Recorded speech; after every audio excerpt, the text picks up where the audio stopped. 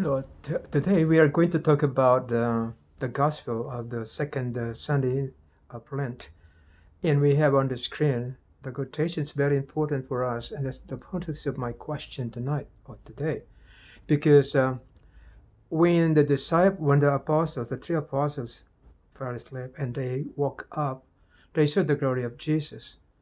And immediately the reaction was to build tents for each of Moses, Elijah, and Jesus. And so, but before they, as soon as they were, he was still talking when the crowd overshadowed them, and from the cloud came the voice telling them, "This is my chosen son. Listen to him."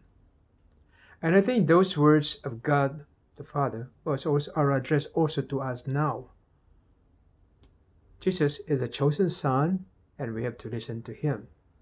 So the question now is, how many of us really are listening to Jesus? And I read some questions about the gospel today, and usually they were asking about how's your relationship with Jesus? How's your prayer life? I think, but most of us really do not know God Himself and do not know Jesus. So that's why I'm asking the question: how are we relating to them? God the Father, Jesus, and how are we relating to them? How, in what way do we talk to Jesus now? Because we cannot see Jesus now as he was in this world when he was alive as a human being. But now, as we have said so many times before, the Holy Spirit was sent to us to minister to us, to do for us and with us what Jesus did when he was here in this world. So, if we are to listen to Jesus, the first thing we have to do is to really have a kind of a relationship with the Holy Spirit. And do we do that? How do we do that?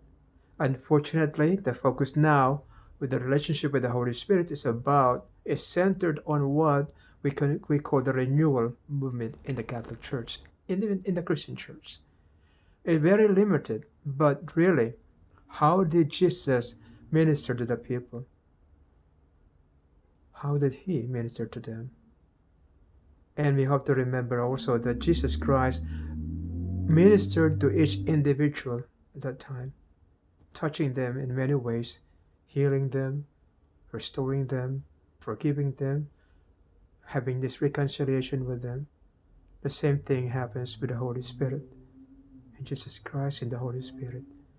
So that's the first thing that we have to learn, that the Holy Spirit is alive, is real.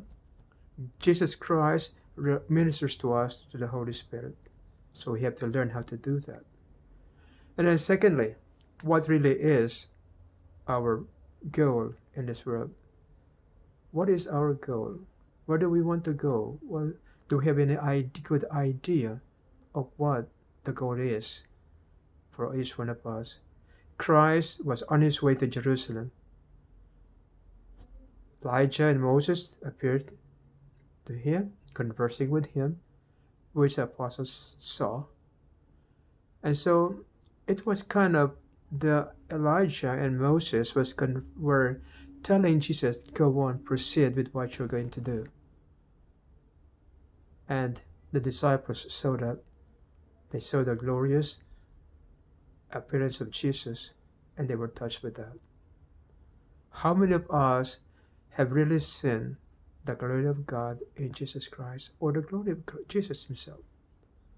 It's not by imagining things, it's by experiencing that. And that will surely change our life. So once again, we go back to the first thing that we said to the now. If we have to relate with Jesus, we have to relate with the Holy Spirit, who is doing the work of Jesus Christ. And in him, through him, we can really listen and learn from Jesus. Thank you.